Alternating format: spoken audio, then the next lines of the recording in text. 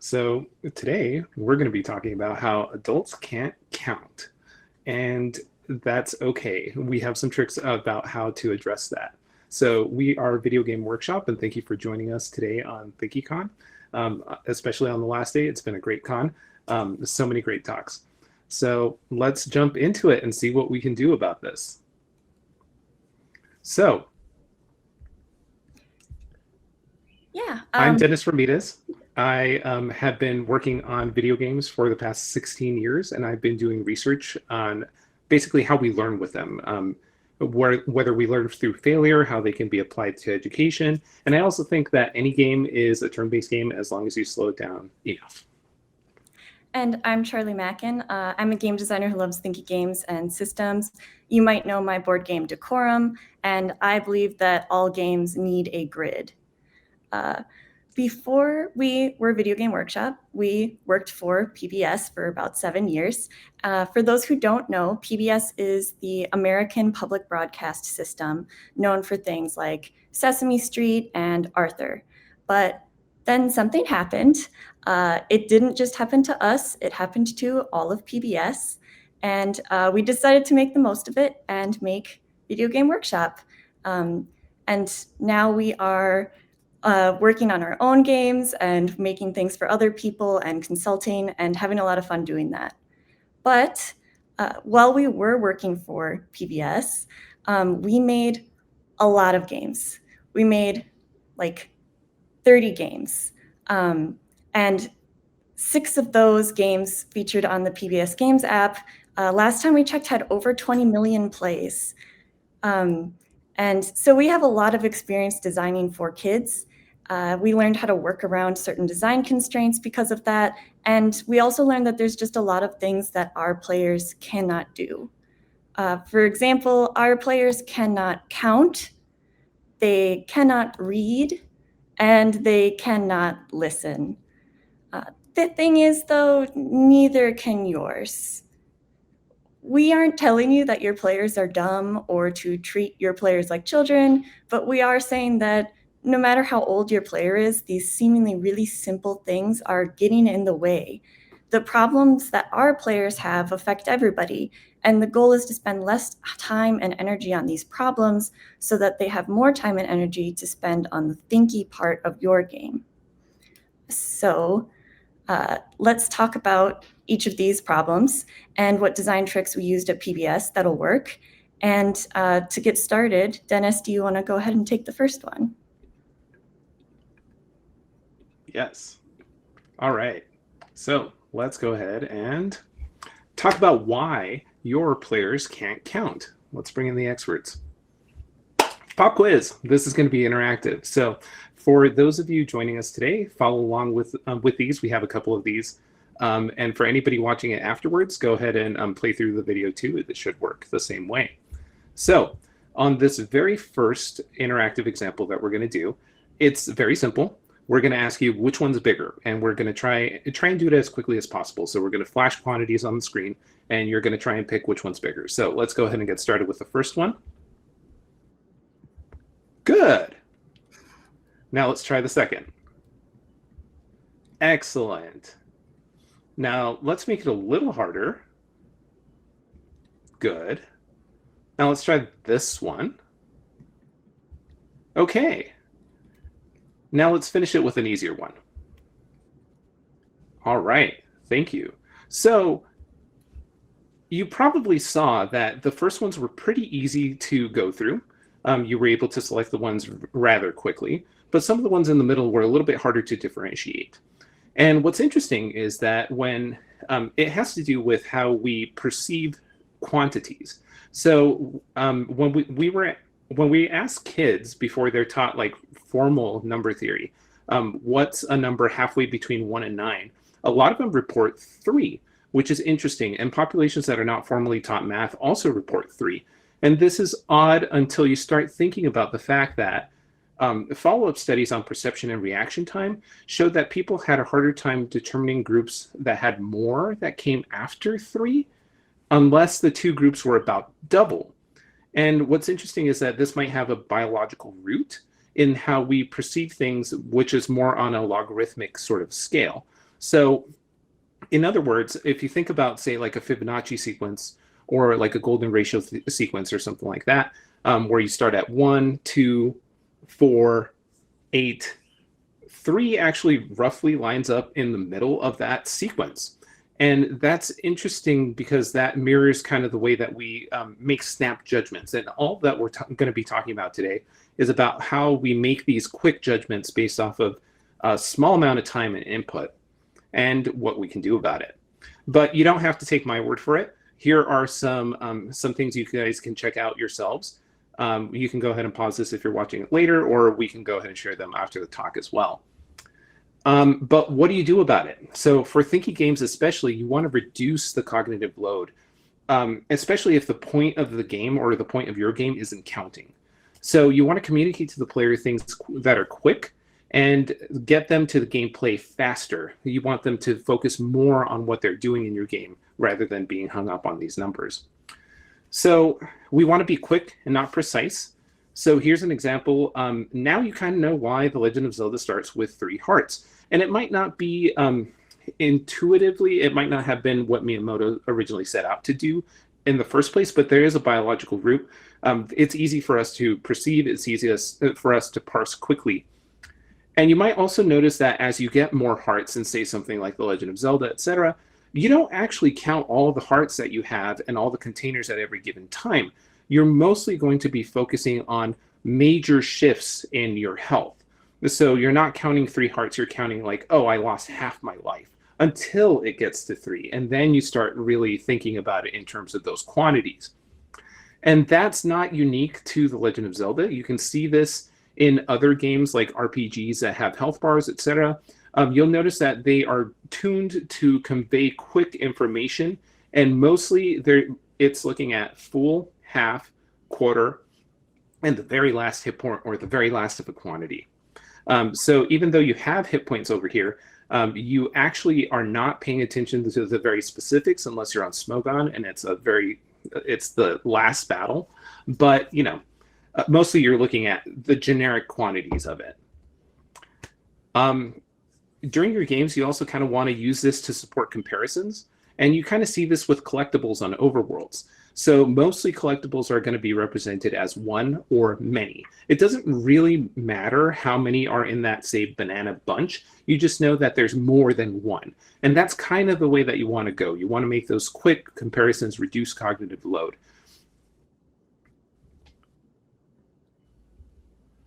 So, takeaways. Well, we can convey important amounts quickly. So let's go ahead and convey like major shifts, like halves, quarters, the very last one. For collectibles, try and use 1 or many. If you do visually represent quantities, aim for groups that are roughly double. Remember how we perceive things and try and play off of that. So now let's get to the next point. Your players can't read. Another quiz, interactive. All right, so this one's pretty simple. We're just going to have a very easy reading test. So let's just go ahead and read the words.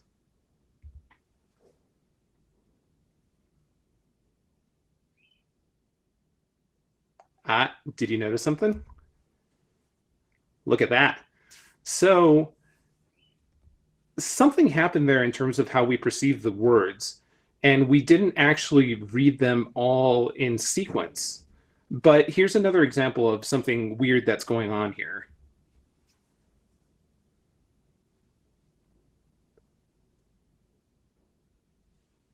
So if I asked you to read this and you didn't immediately, if you said it doesn't matter in what order, you're not technically reading it. You should have probably said it according to the classical example of it doesn't matter. I can't do it, but you get the point.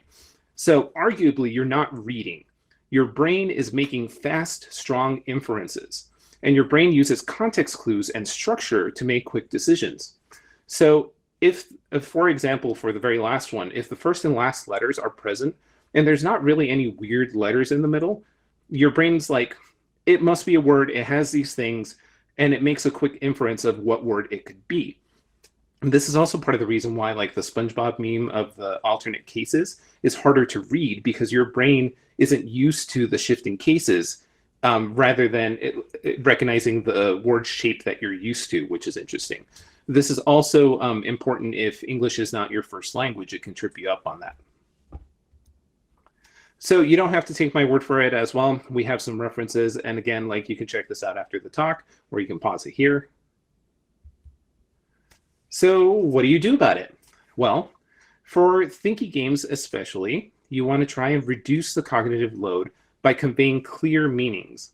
So not too much text, clear fonts, decrease ambiguity.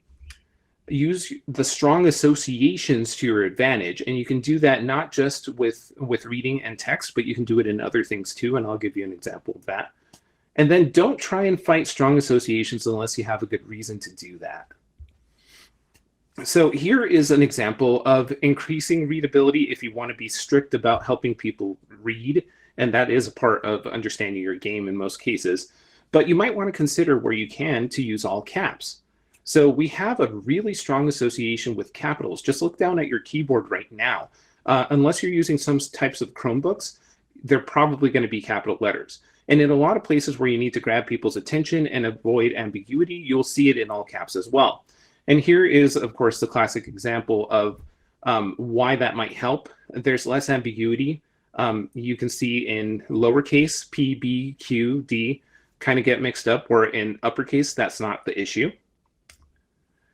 In terms of increasing readability too, you might want to consider using a dyslexic-friendly font. So there's a cool one, Dyslexie font. It's open and usable as well. So I recommend doing something like that. Anything that you can do, again, to get like users to parse your information quickly. Again, with strong associations, build on top of tropes unless you have a functional reason to change it. So generally, if you have green, it should mean go, red should mean stop, etc. Like those kinds of things. Of course, be mindful of color blindness and all that. But try to use those to your advantage instead of fighting against it unless you have a very strong reason. And here's an example of how you can use some structure and strong associations to your benefit. So if anybody here has played the game Balatro, you'll notice that the tutorialization of it is missing one big thing. They don't tell you about playing cards, and they don't tell you really how that works. They don't really tell you the basis of poker, etc. They give you some of that information, but a lot of that information you're bringing in with your own outside schemas and patterns. And then you're building on top of that to get to really what the heart of the game is. So similarly, you can use that to your advantage so that people spend more time on the core of your game rather than the other parts of it. So again, takeaways here. Focus on conveying a clear message. Reading really is about conveying clear messages and interpreting clear messages. So that's really where you should be looking at it from here. And remember to use structure and patterns to support your message. But you don't have to take my word for it either. Let's go ahead and shift it over to Charlie so that Charlie can follow up on the last bit here.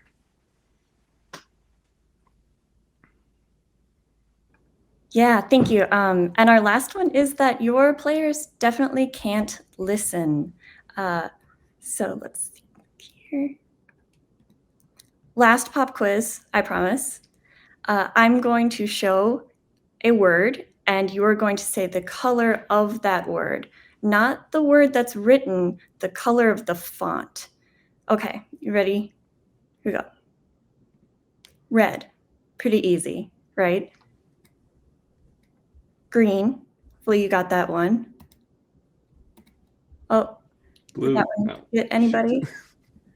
Not blue, red. Okay, here's another one. That one should have been blue. And that one should have been green.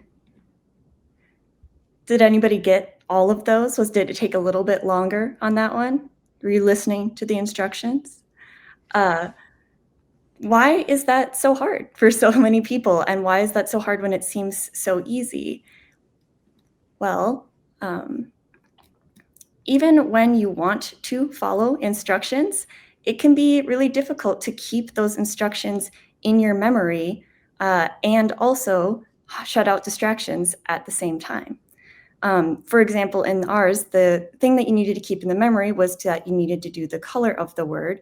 and the distractions you needed to keep out was the word that was actually written on the screen. You didn't want to read that instead. And you need to do both of those items the entire time you're doing the task until the task is complete. This is hard because your short-term memory lasts 20 to 30 seconds, and it doesn't hold a lot. Most people can remember about 6 or 7 things in there at a time, and you can rehearse those things in your mind to make it last longer by basically resetting that timer and over, like remembering a 7-digit phone number, but it will eventually fade. And your working memory is a lot more variable. This is where you hold information like processing and manipulating, like if you were solving a math problem or doing a puzzle, but it's going to also have a capacity, and it's going to depend on how actively you're using it in that moment. So when you get instructions in a game, like you're going to need to be using both of those, and you're going to have a very limited capacity. So anytime that there's any sort of distractions that pop up, your memory will fade faster. Anytime there's extra information, it'll take up capacity, and your attention is going to get pulled off to a different task pretty quickly. But you don't have to take my word for it. You can look at any of these references after the talk. So it's not really that you're not listening, it's just that other things are getting in the way. And this is really important to address, especially in Thinky games, because you don't want any of your players' attention going towards things that aren't the main game. You want them to be using their limited capacity for the puzzle. So here's a few options of things that you could do to help with this. You can reduce distractions, remind them of the instructions, and reroute them back onto the task. So reducing distractions, it seems pretty straightforward. You try not to overwhelm your players with information that they don't need at that time. For example, this World of Warcraft HUD is really overwhelming. Maybe for this player, it's totally fine because they're super used to the game and they are honestly using all of that information. But to a newer player, this is going to be a huge cognitive overload, and it's really going to get in the way of the gameplay. The Zelda example below has a lot of information on the screen, but it's kind of pushed away and smaller, and it can be toggled on and off. Toggling or having a menu that a player chooses to pop up when they need that information can be a really good way to avoid information overload. You can also reduce distractions by locking players out of options entirely. You can gray out a button that they don't need at that time so that it doesn't distract them, wondering if they should push it, or you can literally lock a door to keep them out of a section of a game if it's going to be too distracting. Reminding players of the instructions may seem very annoying at times, but it can be very helpful. Nobody wants a nagging help system, but if you keep in mind that short-term memory, you can ask a player to do something, and then if they don't execute that task until 30 seconds later, there's a pretty good chance that at least some of those players forgot or don't have it top of mind at least anymore. So either give them a reminder seconds before they're actually supposed to do the task, or at least have a dedicated place for them to go seek out that reminder, like in a help menu. And rerouting. This is an example from Into the Breach, which is a great game, great puzzly game. And they do a really good job of rerouting players that are a little bit off to the side. So in this example, this is the tutorial. They're telling me to tap or drag my mech to that specific square. And I don't want to, I'm going to put it over here. And so I move it all the way over there. And then right when I do that, it says, oh, hey, did you know that there's this great undo button right here in the corner? How about you try that? And we're going to teach you how the undo button hits. And then you say, okay, and you click the undo button, and you're right back where you started, where they want you to go and put that mech right in the spot where they wanted. So they did a great job of rerouting you without locking you out of other options or without reminding you over and over again what to do. They just kind of got you back to the start where you needed to be. Sometimes, though, it isn't really that your players can't listen. It's that, or there's nothing that's getting in their way. It's just that they don't want to listen. Thinky gamers, like kids, want to click stuff. Everybody wants to click stuff. There's always going to be some players who want to try to break your game or find the secrets. So what do you do in that case? sometimes you just kind of got to go with it. You need to let your player be chaotic and kind of get it out of their system. A great way to do this is with Easter eggs. Your player is obviously looking for something when they're doing this, so try to give it to them. It kind of lets you be in on the joke, and then they know that they were going to go do this silly thing, and they get a little laugh out of it. Plus, most of the time when they see an Easter egg like this in a game, it gives them a sense that they kind of found whatever it is that they were looking for, and then reroutes them back to the main task anyway. So takeaways, since your players can't listen, try reducing your distractions, remind them of the instructions, or reroute them to the task. And when everything else fails, you can just kind of go with it. And to wrap up, just remember that your players can't count. So make the comparisons easier if you can at a glance. And your players can't read, so try to have really clear structure and familiar associations to help them. And your players can't listen, so try reducing all distractions, reminding them, and rerouting them when you can. Thanks so much for watching our ThinkyCon talk. We our video game workshop across all social media. If you ever want to follow us, you can also email us directly. And Dennis and I are both on Blue Sky. Thank you. Thank you both. We have a bit of time for questions, if that's all right with you. Absolutely. Awesome. Yeah. Thanks. Yeah, wonderful talk. I was going to say, you give me a great resource. Anytime I have commenters on my videos saying, how did you not notice that? Like, how did you not realize this? I'll send them this video and be like, well, maybe it wasn't repeated enough, or maybe there were too many distractions, or maybe it was too long ago. So I'm going to send them this talk so they understand why I didn't figure something out. I know some of those commenters are in the chat right now. First question here from Aspion in the chat. So you had your reminders there of players can't count, players don't listen. Sorry, players don't count, can't count, don't listen, etc. And Aspion was referring to a common kind of meme, which is that players don't look up in video games as well. Do you see that as a related kind of concept to what you're talking about today? Yeah, I think so. I certainly think so. I think there's definitely, it's that whole thing that we were talking about in terms of like patterns and in terms of tropes, right? I would say it's similar to like the waterfall sort of thing, right? So if you see a waterfall, what are you going to do? Mm-hmm. You're going to try and go behind it or something, or at least if you know the sort of like the trope, the meme there, right? And there's usually going to be two outcomes. One, you're going to be like, oh yeah, of course they put something back here, or you're going to be like, why didn't they put something back here? Because you expected it, right? Yeah. So yeah, there's definitely stuff like that. Or like I used to do some work with some VR games, and that's the same thing. Like they usually don't look down either. So it's that band of what they're used to, say like in a first-person shooter or something like that, of where they kind of track. And I know when Miyamoto was doing stuff for The Legend of Zelda for the Ocarina of Time, right? Like it really messed with them too, because they were trying to do a lot of spatial puzzles, and so they solved it with Z tracking, right? Because then you could go ahead and hit that shoulder button, and then it would pan the camera up, because you literally wouldn't look up. Anything to add there, Charlie? Or yeah, I mean, I think it just kind of comes down to like, where do you want to spend your priorities with things, right? Because maybe players don't look up, and maybe that doesn't bother you. And if you do want them to look up, instead of trying to get them to look up in all of these very like tricky ways, is there some way that you can do it where they'll use as little brain power as possible to get them to do it?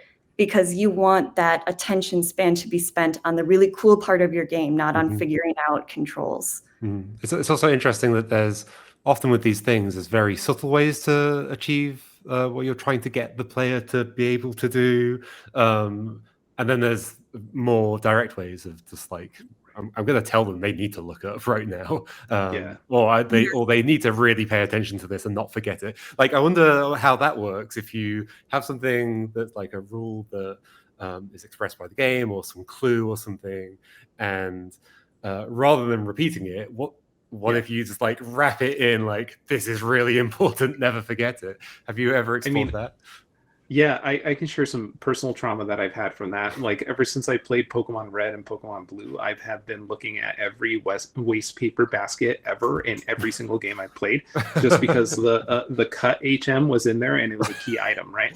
So ever since then, I've been checking that stuff out. And I think that wraps nicely into something that we were going to add into this talk too, in terms of positive and negative reinforcement. So like the positive reinforcement does a lot for telling your players what you want them to do, like making it a really big deal about like, hey, look at this thing. Great. You did a fantastic job for looking at that thing, and really making it important and punctuating that, right?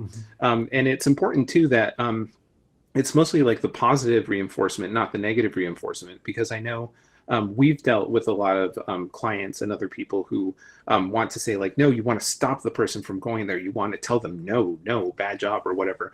And you can do that. But the thing with that is there's so many unexpected things that your player can do that you're never going to address all of those things. It's so much more economical to reward positively and make a big deal for the things that you want them to do.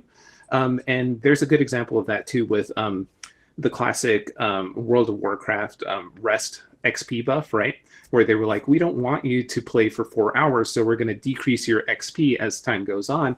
And people hated that. And they kept the same system, but instead they were like, actually, you're going to get a buff if you rest, and then you're going to get a bunch of XP. And everybody loved it. Same system, but so positive reinforcement like that, making it a big deal. Love it. Thank you. Oh, sorry, Charlie. Yeah, I was just going to say, I totally acknowledge that a lot of things can be really annoying, right? Like a lot of instructional or reminder or, any of that things, those can be really annoying.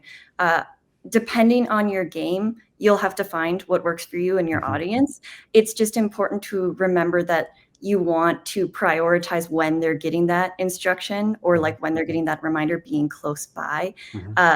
Even for kids, it can be really annoying. I have a story of a kid where we had, like a little pointer clicker pointing where they're supposed to go and pulsing.